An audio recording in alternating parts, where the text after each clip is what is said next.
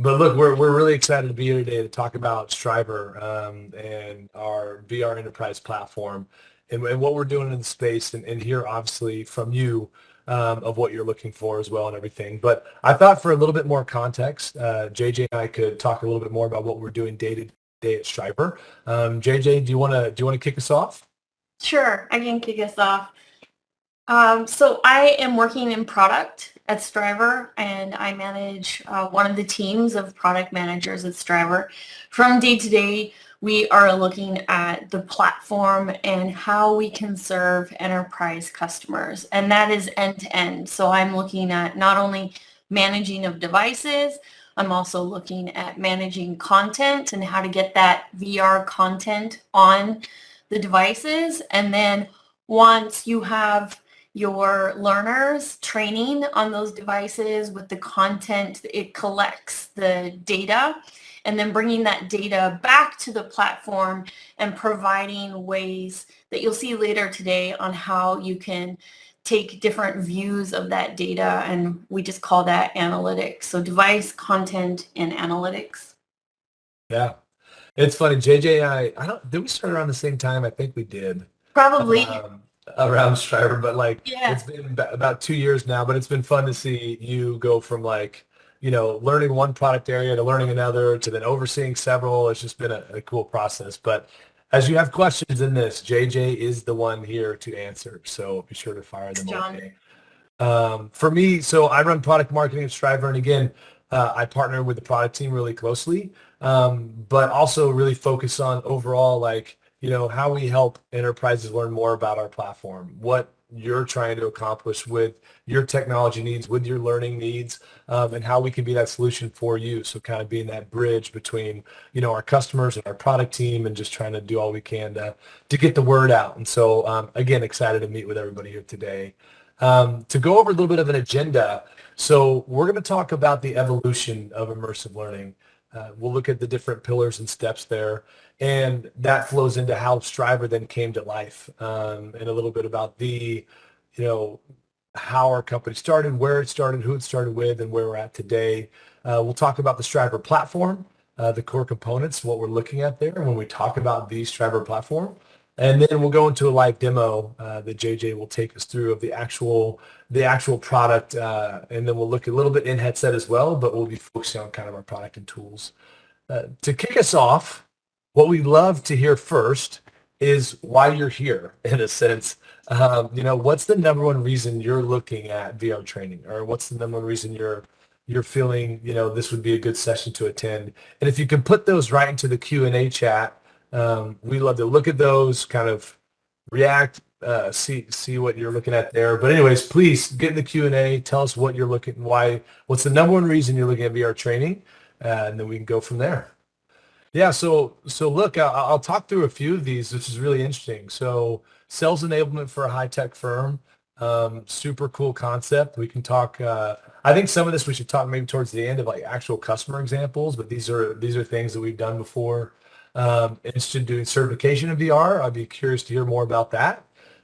Clients who want to use the metaverse to improve employee retention, training, outcomes. We'll talk about that in the next few slides. Next level training for retail. That's awesome. Stuff we've done with Verizon, Walmart, and different businesses would be really cool to think through that. Um, Integrate with our LMS. Yeah, like Adam, this is something that we can talk through probably outside of this conversation, but we do a lot of LMS integrations that we can talk through. Better engagement. That's a theme we're hearing. Learning outcomes. VR for our clients. Yeah, this is awesome. I Yeah. really appreciate you guys looking through this. JJ, anything standing out to you? I'm scrolling back because I saw one that I really liked. Better learner engagement and learner outcomes. I Yeah. really like that one because it's focusing less on the technology and more on the learning. And I think that we see that VR can really work in some areas. It's not a broad stroke right now, but it works really well in some areas. So I like the focus on the training and not on the tech, even though I Yeah. love tech. Yeah, exactly. And then the distributed workforce, and I just saw a Mhm. question come in on scale. Like those two to me, again, we'll talk more through the numbers around that. But these are all what I would call pieces to a puzzle that make sense for, enterprise VR training, to where if you have some of these things of like distributed workforces, trying to improve engagement, trying to figure out how to scale a solution like this is exactly why we built the Strivr platform. And we've had a lot of success in this. So thank you again, everyone, for throwing those in there. Some of those we might come back to at the end with some of these questions, but let's dive in. Hopefully it starts answering some things that you're looking for as we go a little bit further.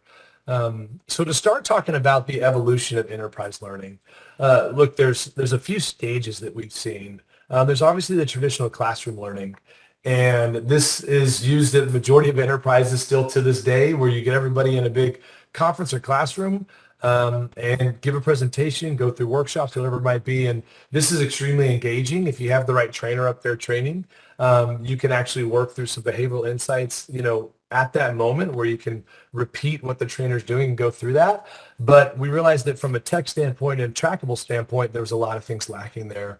And that's also hard to scale in the sense of, getting that trainer to all locations, but how do you truly scale that at the same time with the same effectiveness?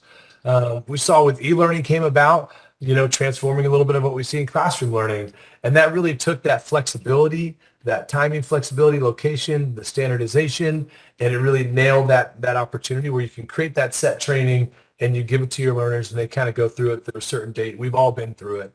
But it also started lacking some of that engaging perspective and the behavioral insights and understanding really where the impact of that is, as opposed to just saying, you've completed a training.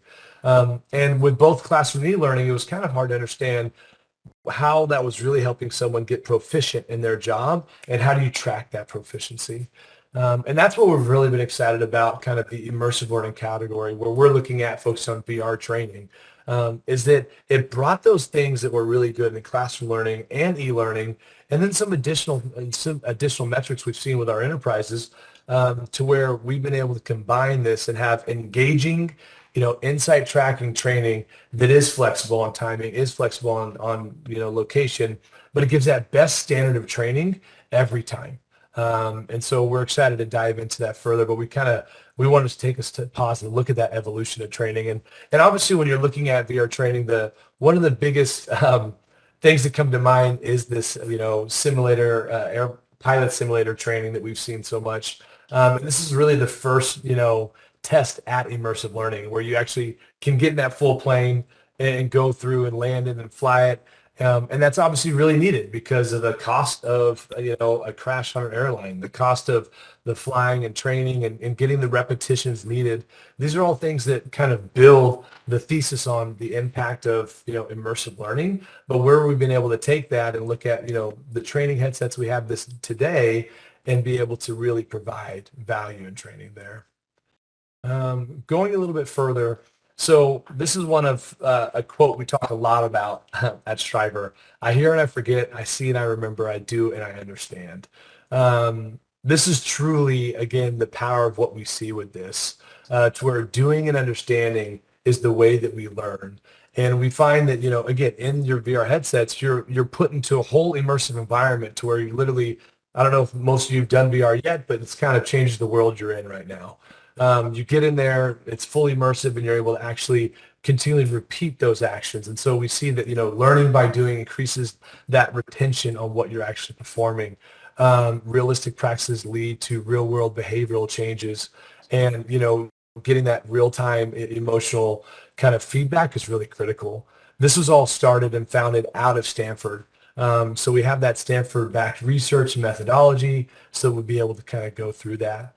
And that really is industry leader for, being able to actually train and get people in the headset and see the impact and then continue to improve with these enterprises.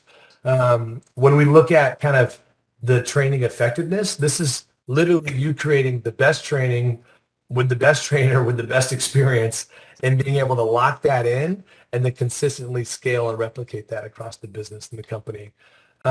Security and compliance, we'll talk about at the very end, but we've hit all the key things with some of our core customers, from financial customers to, again, enterprise one with Walmart. These are all really, really important things to look at. And then the behavioral data is what's super interesting. It's not just about going through the training, saying you completed, getting right or wrong answers, but it's understanding the actual behavioral of that individuals who are going through that training and how we can continue to improve that. JJ, anything to add here before we move on the platform side? We're good. Cool. So to take a step back and look at Strivr's journey. So as I mentioned before, we were founded out of Stanford. And Derek Belch, who was a coach at Stanford, played football there too, teamed up with Jeremy Bailison, who still leads the VR lab there. But they teamed up to really figure out, it was Derek was writing his thesis as he was going through school of like, VR training will improve performance. So they did this incubation with the football players there to see if they went through multiple reps in a headset, how that would help their on-the-field performance, and it did. And so Derek kind of took this idea, and he always says an example to where he got fired from Stanford, but he was also given a check of like, hey, go make this company. Kind of like, hey, this is something powerful you're onto. And so as this was founded, it was focused in the sports world with the highest level of professional athletes that are out there from NFL. We had some NBA, Olympic athletes, a lot of the college, like major collegiate programs. And so this is where that started out. And then basically what happened is that as it was continued to grow, we had our fortune, our first enterprise customer, which was Walmart. They actually saw what was happening with the University of Arkansas and said, hey, we want to figure this out for the enterprise. And so we were able to come in and work with them to create our first enterprise solution, which was great to partner with Walmart on that. But since then, we've been able to do over 1.5 million sessions on our platform across a lot of Fortune 1000s from a variety of different services, from financial services to retail to grocery. There's a lot of things that we can talk through from these experiences, but that's what, just to take an idea of where it started. And the whole vision of Strivr, again, is to elevate performance. And we looked at that on the university on like the sports side, and then we see that in the enterprise side. And so we're super excited to kind of dive into how our platform actually does that. And again, when we're looking at the impact in the enterprise, we're really trying to help this be easy implementation. We're scaling this immersive content, and we're really providing those unique insights to your most important employees. And so we're really excited to dive into that. Some of the questions that can be answered through VR data to kind of dive into, we can talk through this more after the demo as well, but trying to figure out if VR is being adopted across the entire organization and how you can track that and see that. Without an immersive platform or a VR training platform, it's near impossible to try to get the same training across all the headsets across your organization. And so it's really important to see that, but also track that and see what training is where, see who's taking the training, but also, be able to make sure that the organization's taking advantage of that.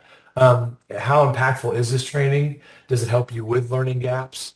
Are employees able to translate that, practice to behavior? And then, is it a more effective medium than what we talked about with classroom training or the e-learning training?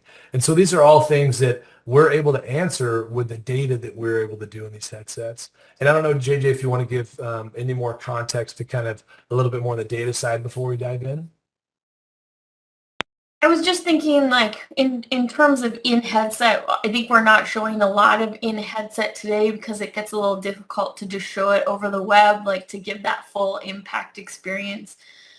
But I think when it comes to learning in headset, there's two schools of thought that people love getting in headset and people don't want to get in headset.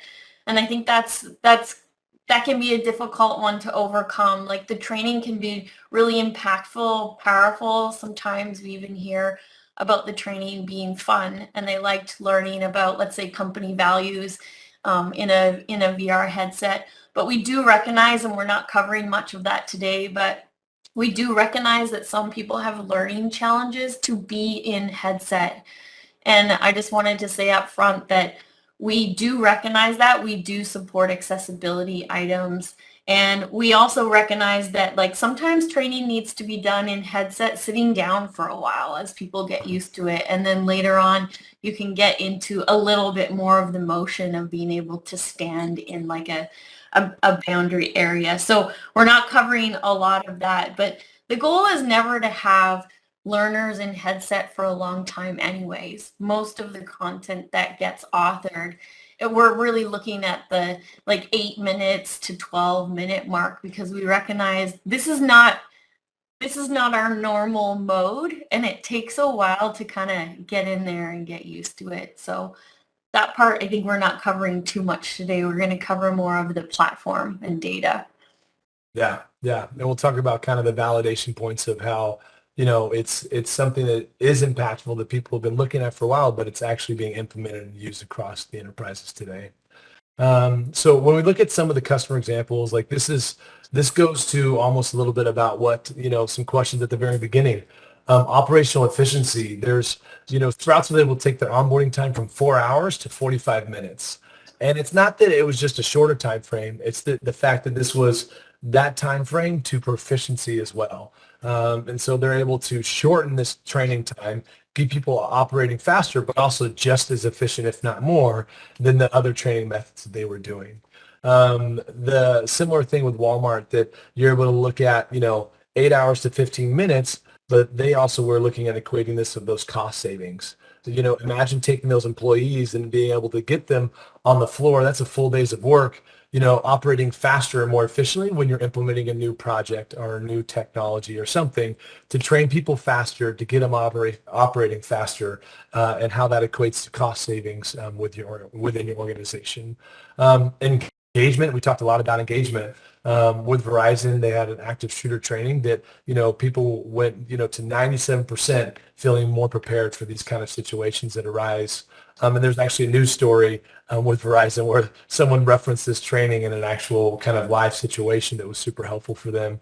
And then employee retention. We've seen real results on employee retention as well, because when they're more engaged and they feel more invested in, and obviously y'all know this, then they're wanting to stay longer and figure out how they continue to grow and learn. So we've been really excited about, examples in the enterprise and real numbers that we're able to develop and dive into here. And so to get to the platform, and when we talk about, what is Strivr's platform, it's that ability to manage the content and the devices within the Strivr portal, and then go through that actual training in our proprietary in-headset software, which we'll take a quick view look at today. And then after you're doing your training, you're collecting all the data, going through it, going back to that portal and being able to understand the analytics and insights of that. And so today we're not going to talk a lot about the content creation side, which is obviously super important. We can dive into that at the end, but we're going to focus, primarily on this, the Strivr platform that includes the portal and the in-headset software. And so with that, I think we're in the live demo phase. And so I'll kick it over to JJ to share her screen and start going over that. Sure. Paul, I see that my share is now activated. John, can you go back to the last slide for a sec? Yeah, for sure. One thing that I really like about this platform slide, maybe it doesn't update for the rest of us because now I'm the one sharing, so I can just talk to it.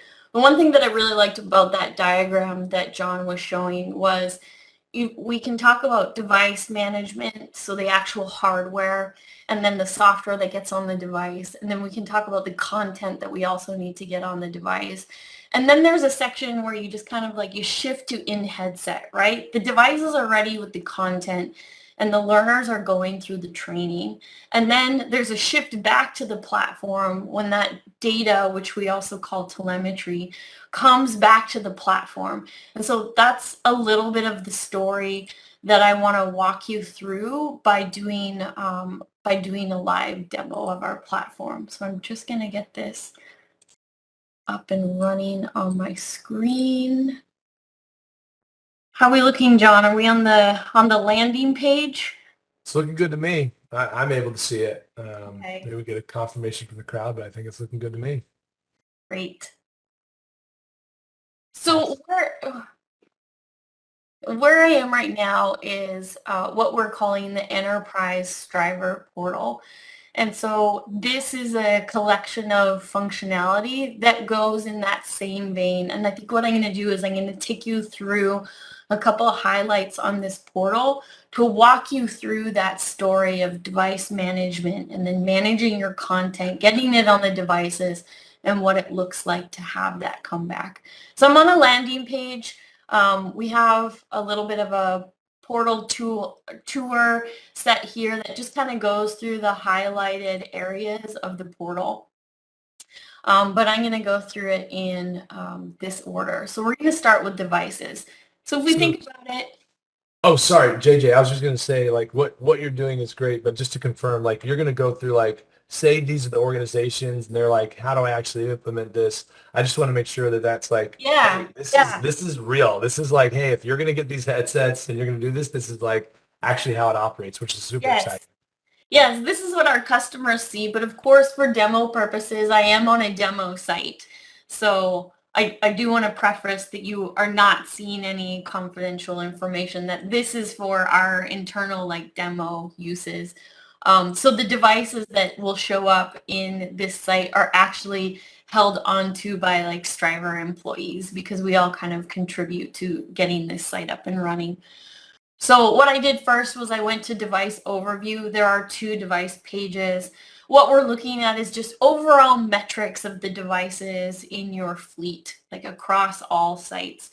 And what we're trying to highlight here is devices maybe that have been offline for a longer period of time.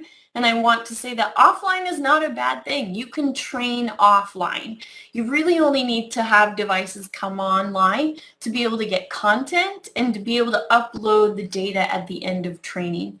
But this page is just kind of giving you an idea of what does it look like? How many devices do I have? Are they offline? And if they've been offline for a long time, maybe they aren't getting the updates they need. You're able to come in here and troubleshoot and see what is it that I need to look at.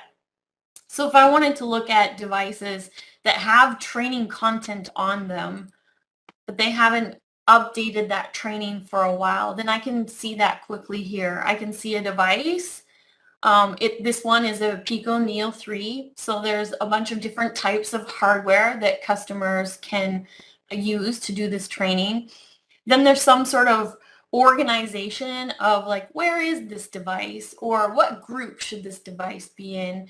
And then I've got high level status. I'm looking at connectivity. Is it online? Is it offline? Does it have the content that we expect to have on it? And is there training data that needs to be uploaded to our cloud for analytics? This is a general way of managing your devices, because you'll be distributed across a lot of locations, and there's a hardware component to this training as well, which I think is very new. Generally, classroom training, your hardware will be right there, right in front of you, like the desktop. And maybe e-learning, everyone's just using their own laptop, but here this is different. Headsets are sometimes a shared resource across a site. All right, I'm gonna move over to content. Are we good, John? Say it again. I'm gonna move over to content. Yeah, yeah. Let's go. Let's go. All right. So again, one thing that we're not covering today is how content is authored. And there are a lot of different ways that content could be authored. It could be something that you do with Strivr, get content up and running. We do have some authoring tools that we use to create content for customers. The other option too is maybe you already have an in-house team that is creating content. Maybe they're using something like Unity, or maybe you have a trusted partner that you want to work with to create content. And that can all come into this platform. This is meant to be content agnostic and ideally also device agnostic to support. What we're seeing here is a content library. So we're looking at content that has already been authored, already been QA'd on headsets, and we're looking at like a list of content that we have here.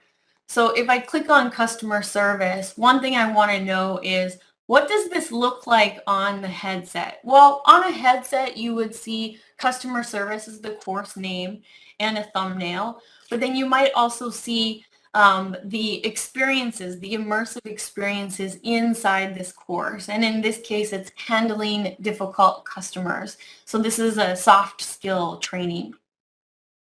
But we do that with most of our content so that the manager or the L&D director that is going through this program and thinking, what content do I have? What does it look like? This is giving an indication of what kind of content. Other tools that we have in our set here, deploy. Deploy means let's take a course, let's assign it to a group of devices. So this is how you would get content from the platform to devices. And then the next one, or the last one that I'll cover in content, is track. So how do we know that content got to the device? How do we know that it's fully downloaded to a device? And so we have a couple tools here to say, once you've assigned it to a group of devices, how do we know it's there? So being able to get that kind of, those metrics. So where we are in the journey is we've managed our devices, we've created content, and we've sent them to devices. And now there's been some sort of push within the organization to do the training that is now available. And we're going to look at what it looks like to see that data come back and visualize it. Yeah. Did we want to take a quick look in headset before the data just to kind of... Yeah, we can. Let's do that. So I probably need to stop sharing. Share going. Let's see here.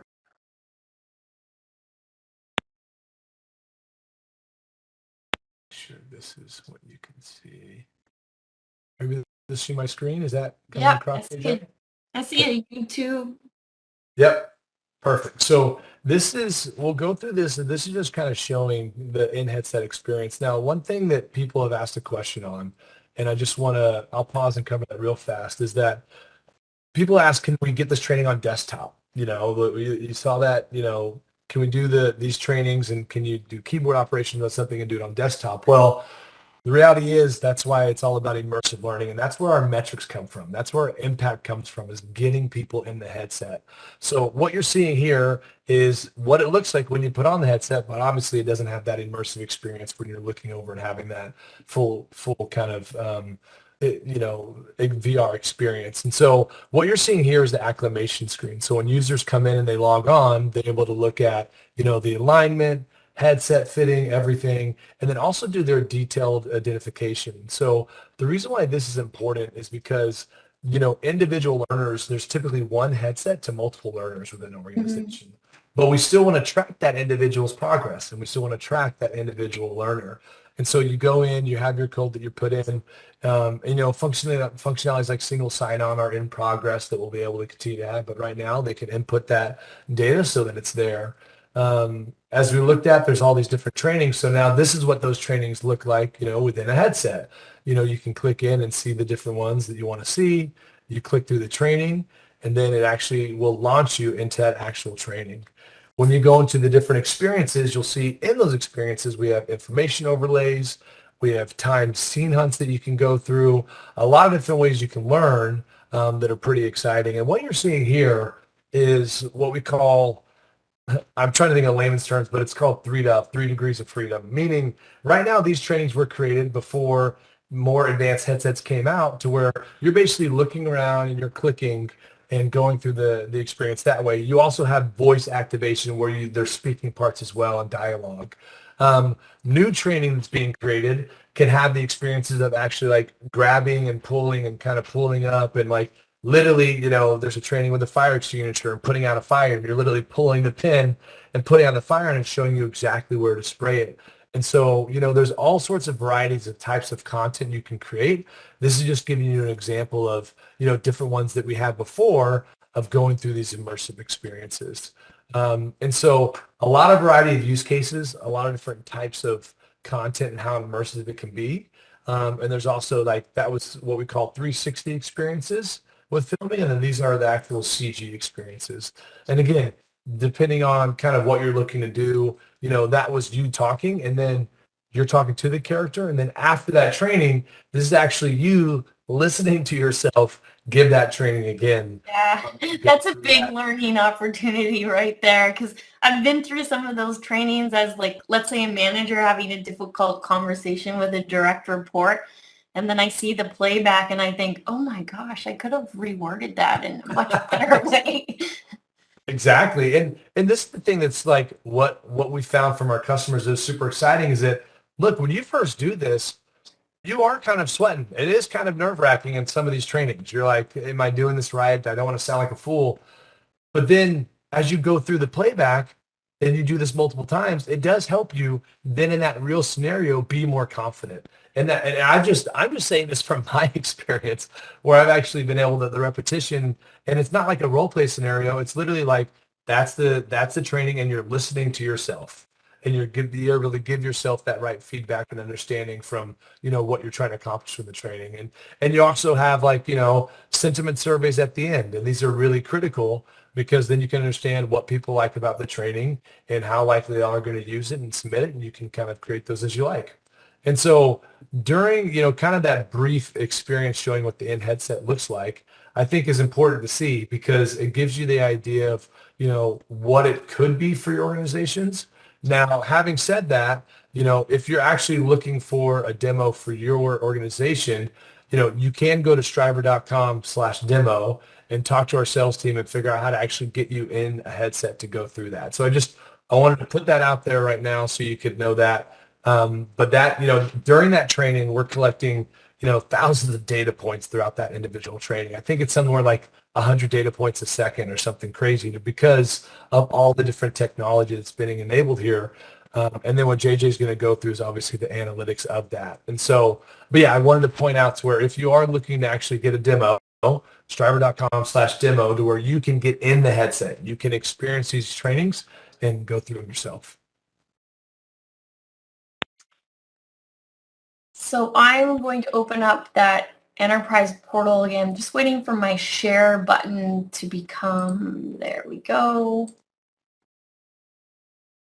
And we're going to look at the analytics section. So again, I'm in a demo site for the portal. And what we're looking at is learners that have gone through the training on the headset and that telemetry data, that was collected in the headset has come back. So what does that look like overall? So in the analytics section, we have 3 areas. We have the overview of all of it. I'll take you through a couple of graphs. Then we have the ability to analyze by course and then be able to analyze by the learner. So if I look at the graphs here, what I have is I've selected all locations, all learners, and I just picked a time period. I picked a quarter just so that there'd be a lot of data points to see here. And you can see my first chart is unique learners over time. There was 47 of them, and you kind of get an idea of what this looks like. So you can roll over the graph and see things like, okay, on this particular day, there must have been a big push and 23 learners went through training.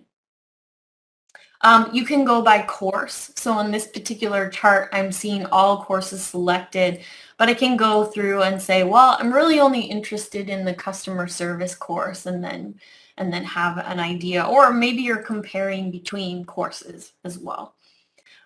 Unique learners by location. So we also have by location, and location is really, it's a grouping of your devices. So it could be store locations, it could be distribution centers, could be offices. It's really, that is for you to organize. And JJ, one thing for that is that for people that are looking for more also remote learning, you could just do individual remote locations, right? So it is Yep, normally grouping, but you could break it down to individuals, right? that's right. Yeah. I'm going to move over to by course, and so I'll show you what this looks like. So here you can choose by the course. I'll just keep it on customer service, And then module is really just a hierarchy inside the course, like how we group the immersive experiences.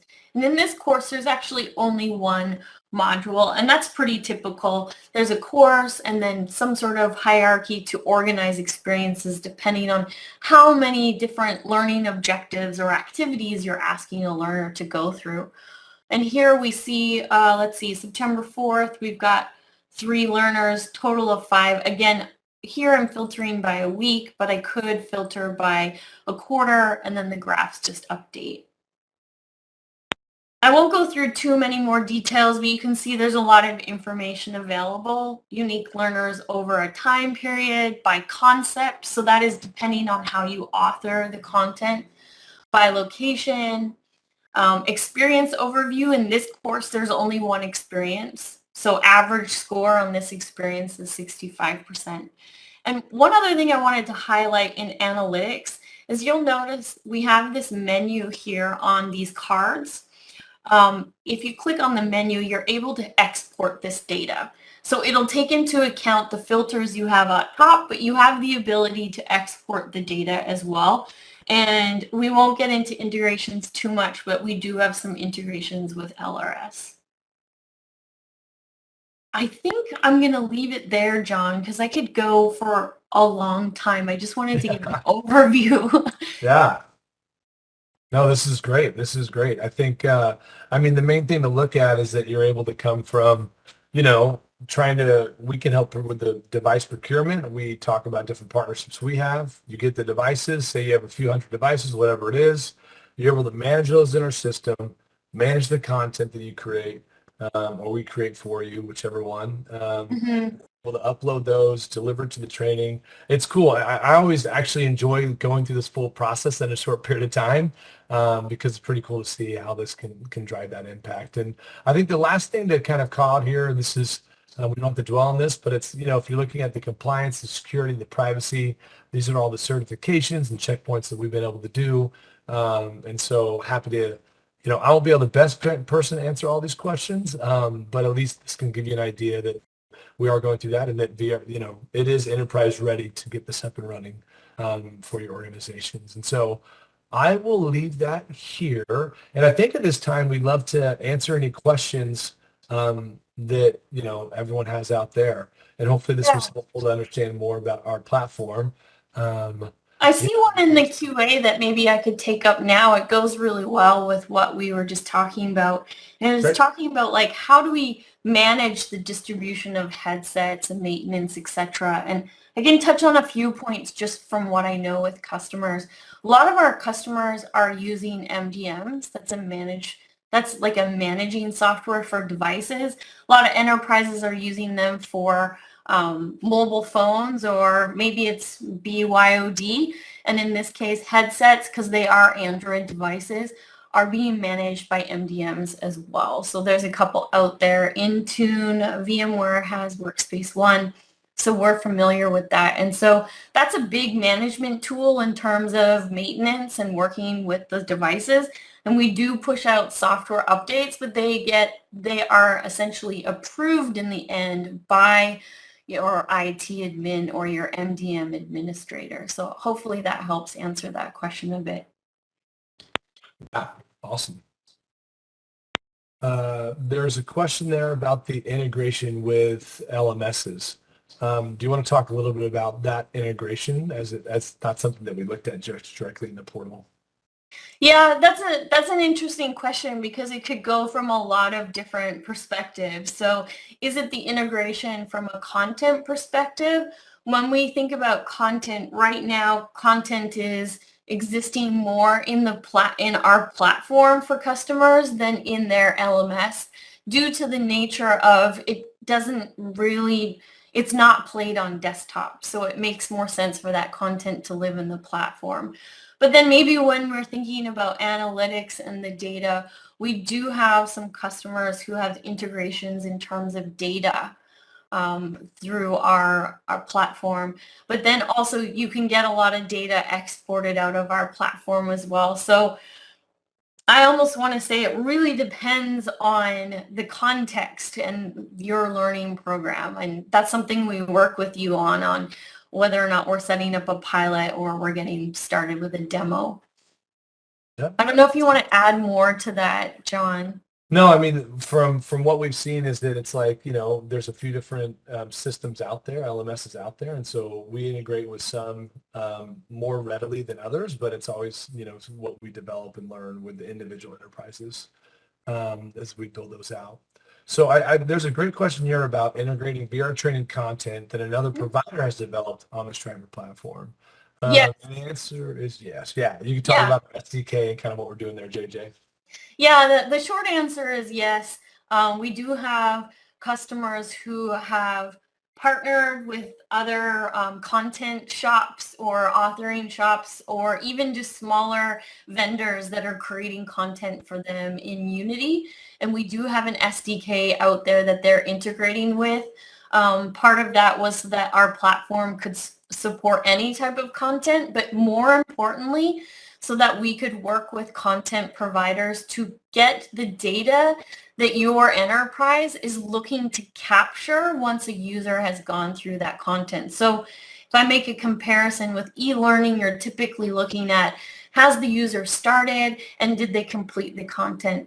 But for us, we want to go beyond that. We want to see, how long did their gaze rest in a certain area? Were they able to do the timed activities if there were some? There's dialogue content, as we discussed before, and the sentiment survey. So there's a lot of extra data that can be collected, which is why we have an SDK now as part of our product suite.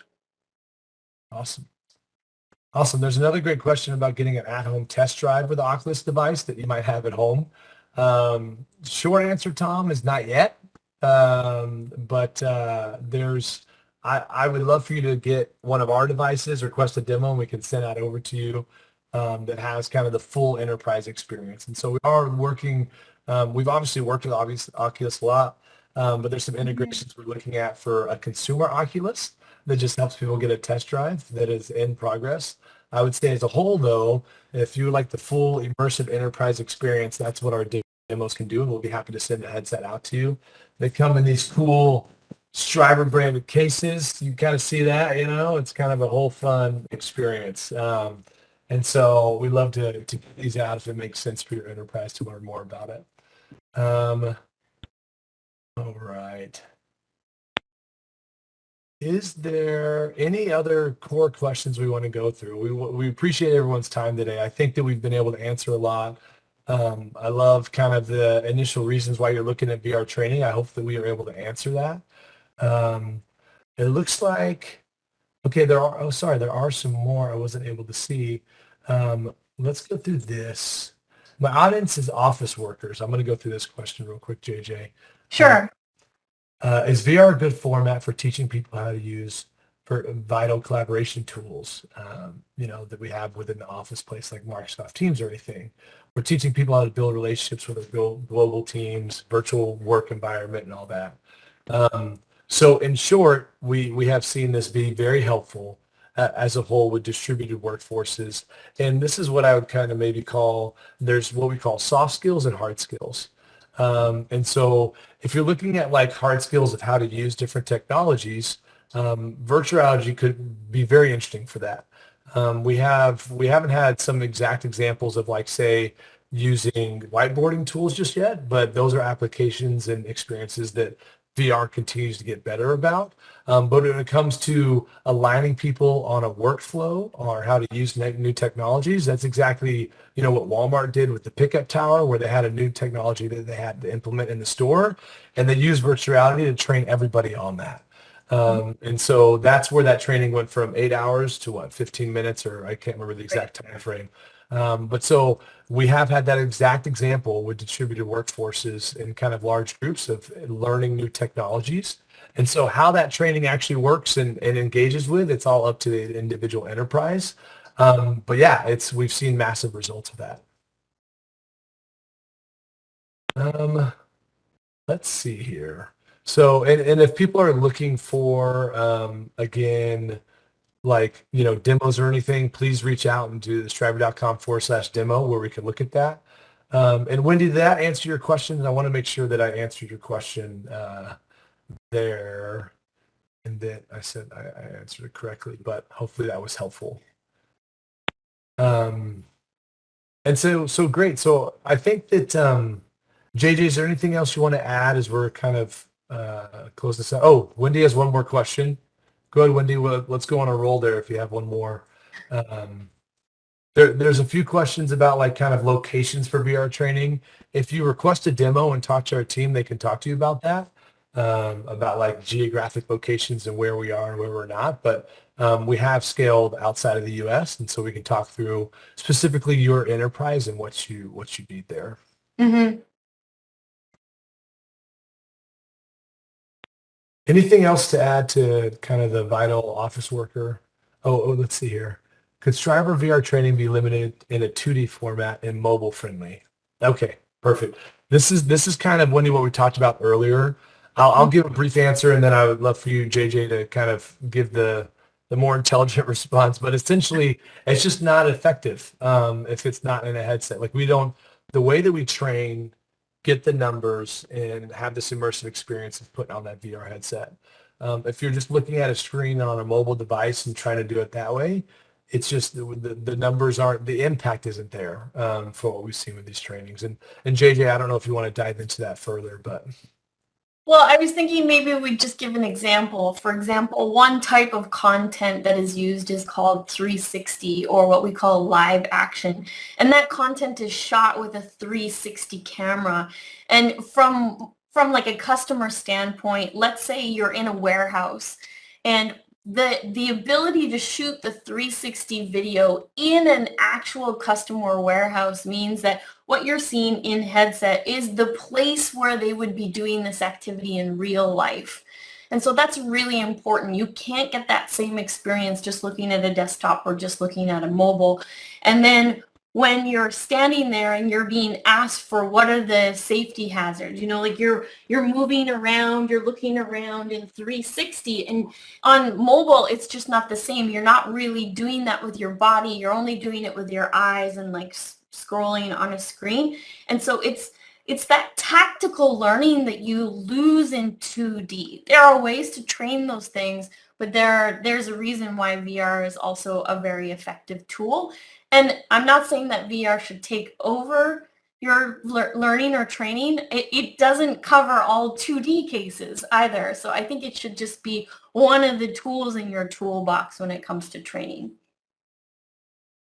Yes, that's exactly how I was thinking you would say it, better than me just saying it's not as effective. But yeah, no, thank you, JJ. Mm-hmm. Well, look, thank everyone for your time. I really appreciate you coming today, being with Strivr. We're grateful to, partner on this webinar, and thanks, Paul, for being such a great host and helping us out here. But we're looking forward to answering more questions, potentially if you request a demo, and reach out. We'd love to help, but hopefully this was good for you to learn more about enterprise VR training and what we're doing here at Strivr. Anything else to add, JJ, before we sign off? I'm good. Thanks, John. Thanks for having Awesome. me. Yeah, thank you for coming on and taking your busy schedule and taking some time today. So appreciate it. All right. Thank you, everyone. Have a great day.